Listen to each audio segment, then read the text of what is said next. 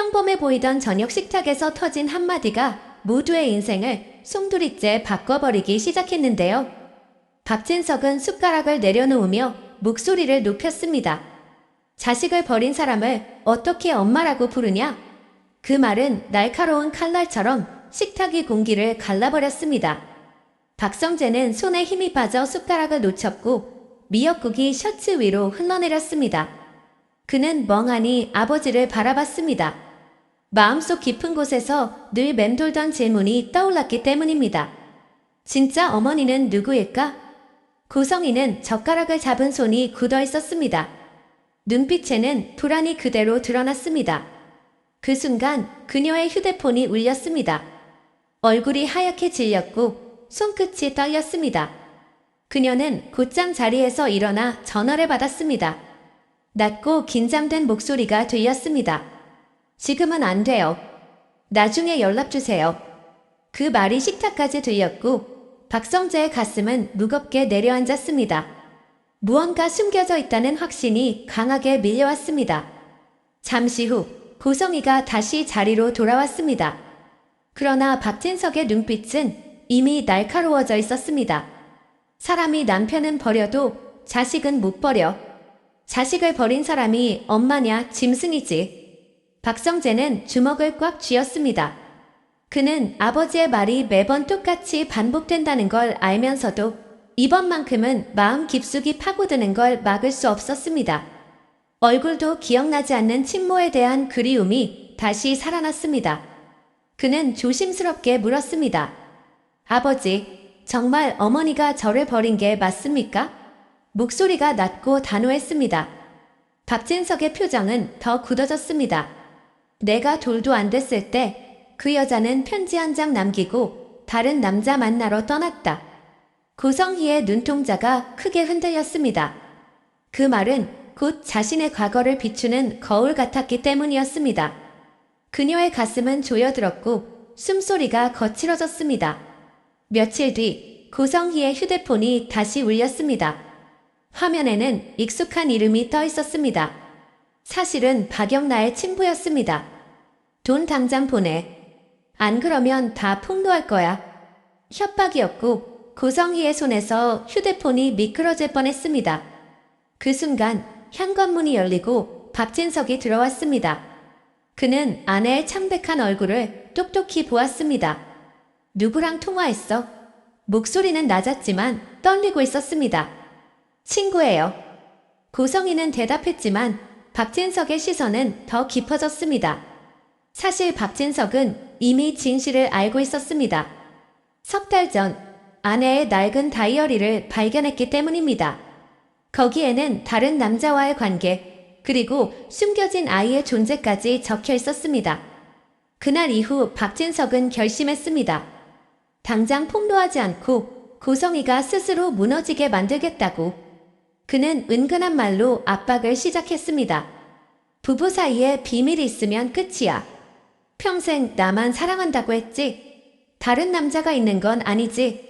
박성재도 가끔 직설적인 질문을 던졌습니다. 어머니는 저를 진짜 아들로 생각하십니까? 고성희의 얼굴에는 매번 두려움이 그대로 드러났습니다. 웃음조차 어색했고 손은 떨렸습니다. 거짓말은 점점 설득력을 잃어갔습니다. 그리고 마침내 사건은 폭발했습니다. 어느 저녁 고성희의 휴대폰이 울렸습니다. 화면에는 박영나라는 이름이 떴습니다. 그러나 진짜 발신자는 박영나의 친부였습니다. 그 사실을 아는 사람은 고성희 혼자였습니다. 박진석은 그 화면을 흘끗 보고 비웃었습니다. 좋아. 그럼 다 같이 들어보자. 내가 숨기는 게 뭔지. 고성희의 손이 굳었습니다. 얼굴은 창백했고 눈빛에는 공포가 그대로 드러났습니다.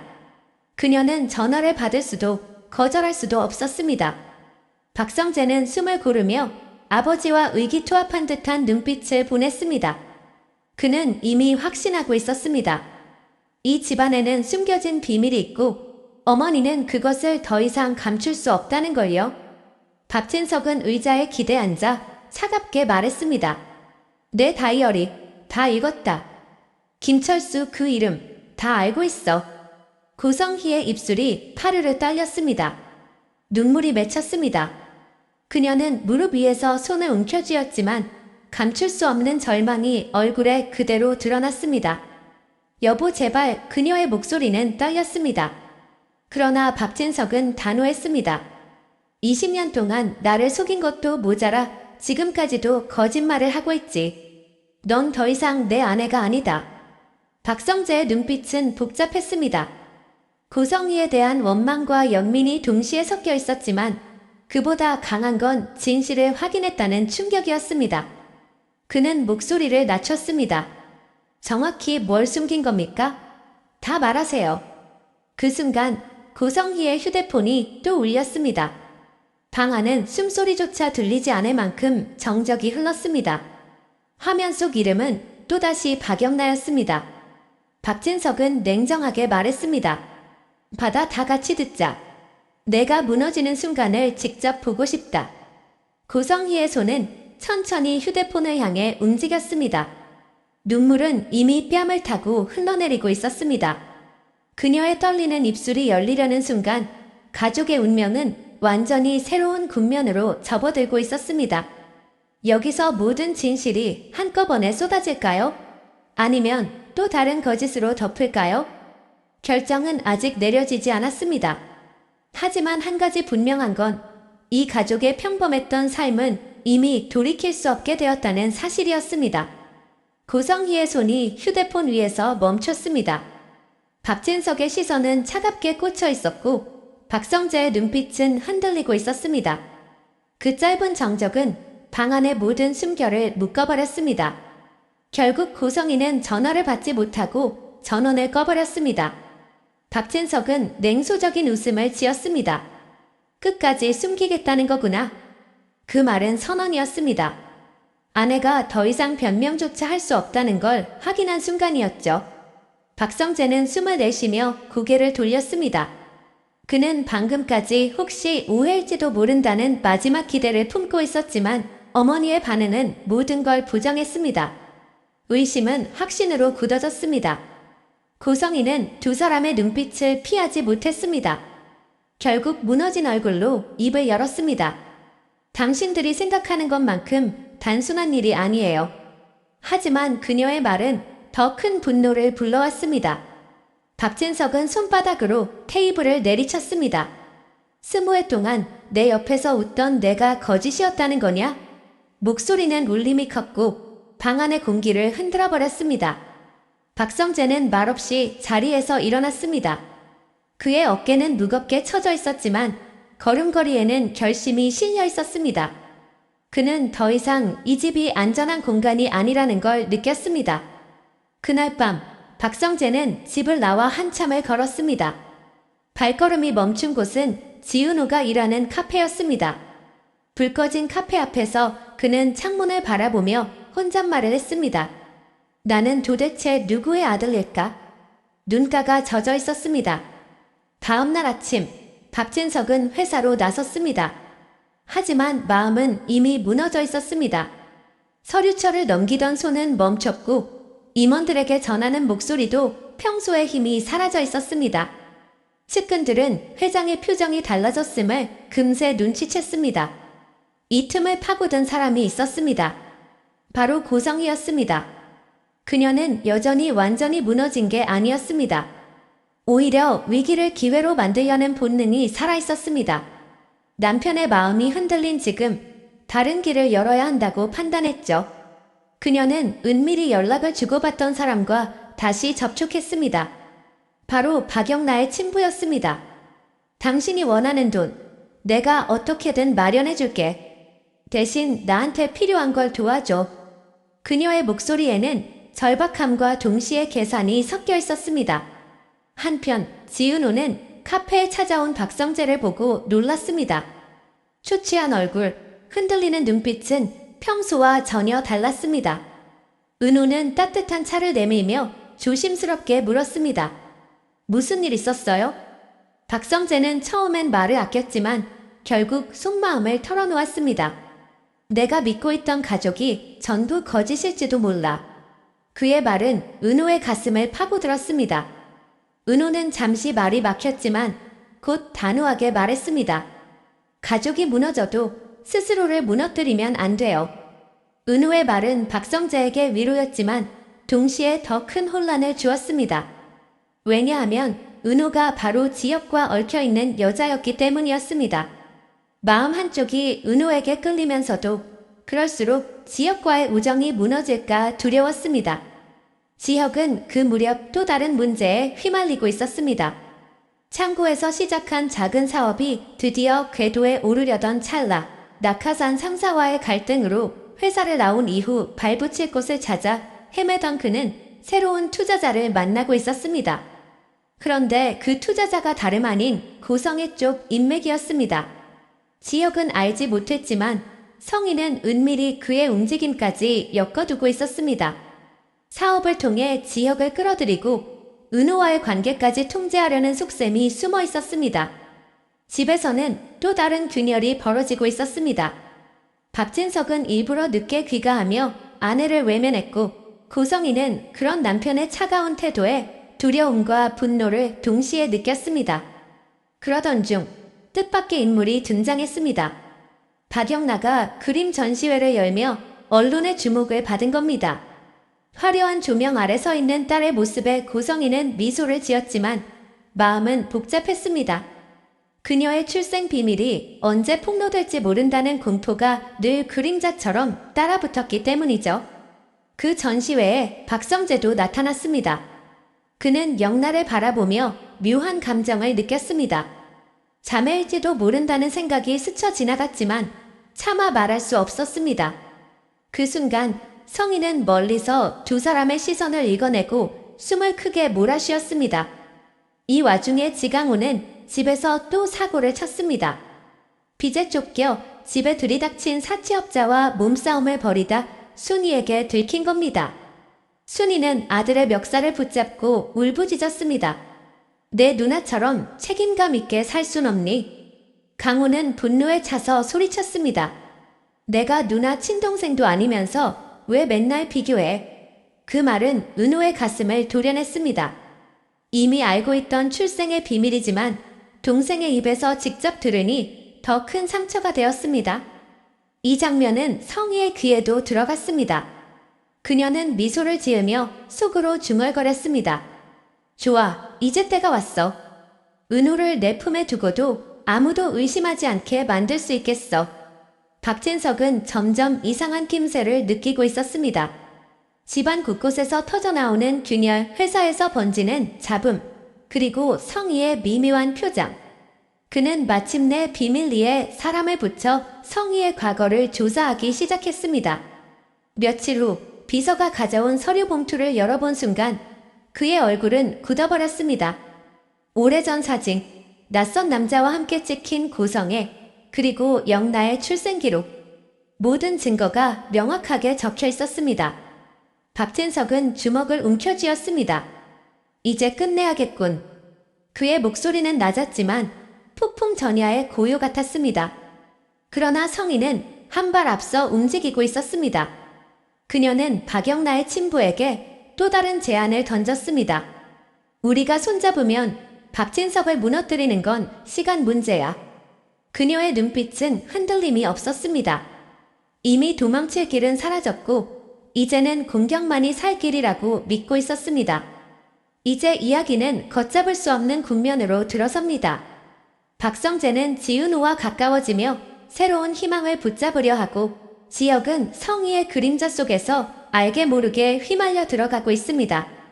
박진석은 진실을 손에 쥔 채 아내를 무너뜨릴 계획을 굳히고 있고 성희는 그보다 더 교묘한 반격을 준비합니다.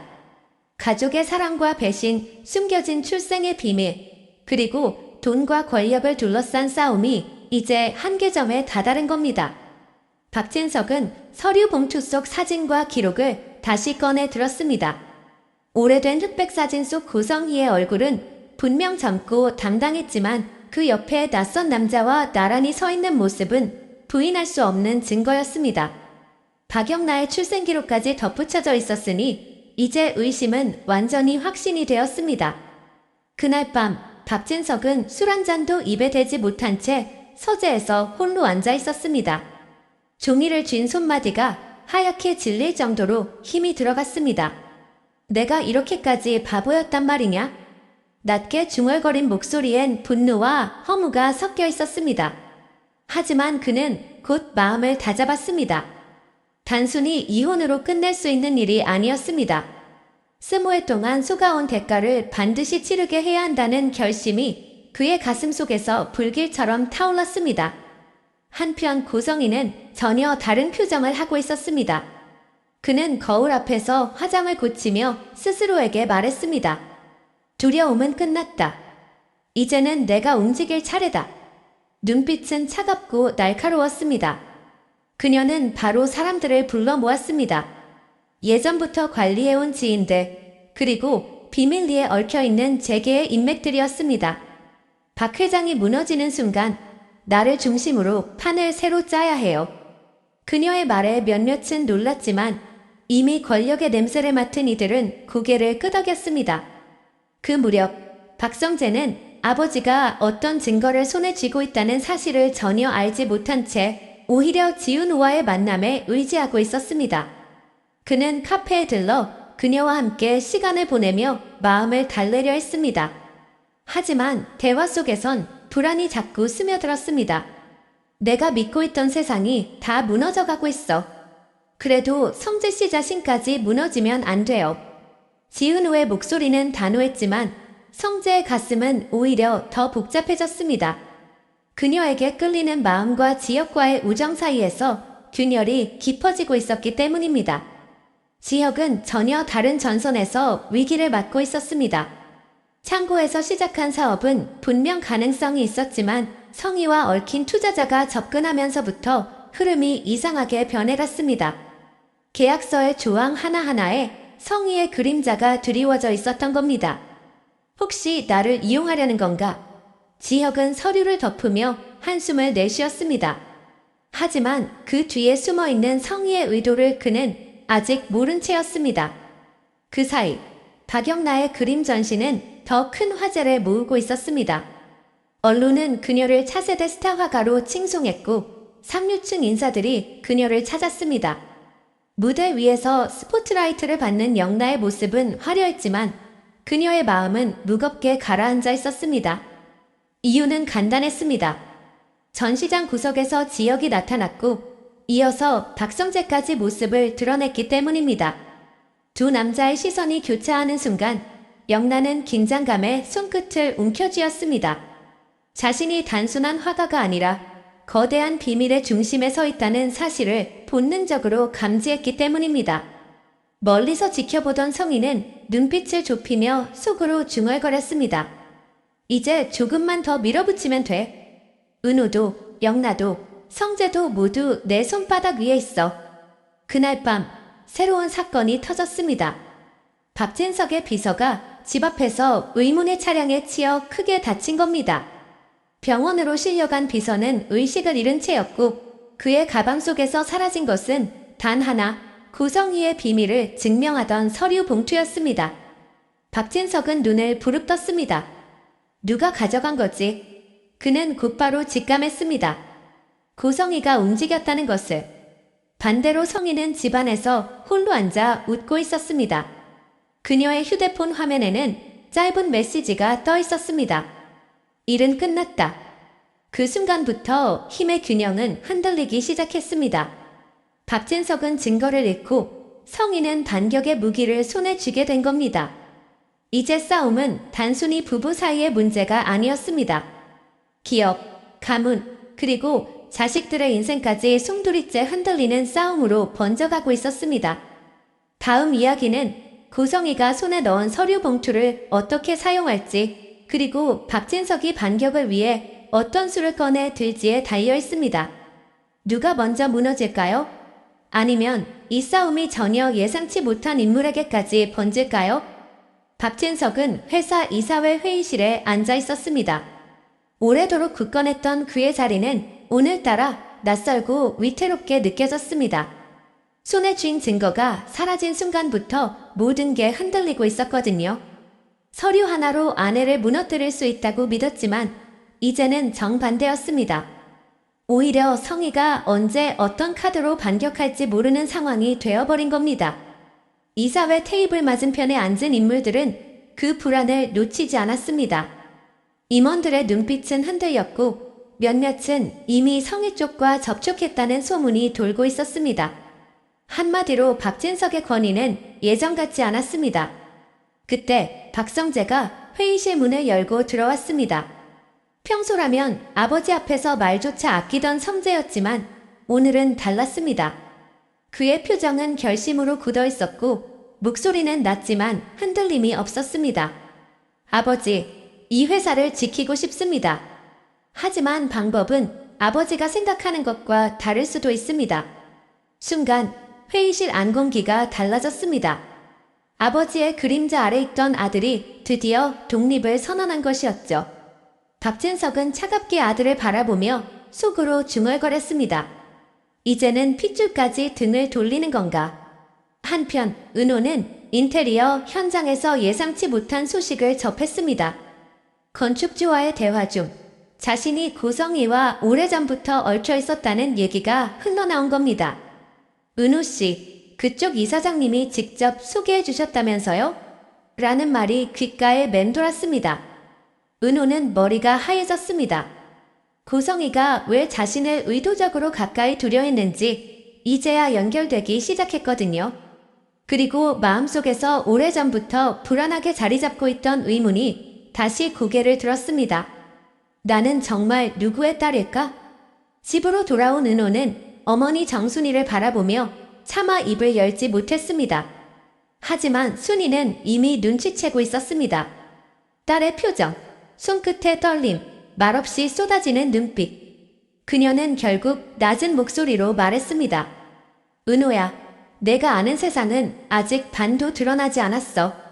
그 한마디는 은호의 가슴을 깊게 파고들었습니다. 지혁은 사업 자금을 마련하기 위해 분주했습니다. 하지만 뜻밖에도 성희의 인맥이 다시 그의 앞에 나타났습니다. 조건은 달콤했지만 어딘가 불길했습니다. 투자만 받으면 바로 날개를 달 수 있습니다. 라는 말은 그에게 기회와 동시에 올가미처럼 느껴졌습니다. 지혁은 깊은 고민에 빠졌습니다. 그때 은호의 얼굴이 떠올랐습니다. 내가 이 길을 택하면 은호와의 거리는 더 멀어질까? 지혁의 마음속에서 사랑과 야망이 충돌하고 있었습니다. 박성재는 점점 은호에게 끌리고 있었습니다. 카페에서 그녀와 나눈 대화들이 자꾸 떠올랐습니다. 아버지의 그림자에서 벗어나고 싶다는 욕망과 은호 곁에 서고 싶다는 열망이 얽히며 그를 잠 못 들게 했습니다. 하지만 그는 동시에 지혁을 떠올렸습니다. 언제나 옆에서 의지가 되어준 친구.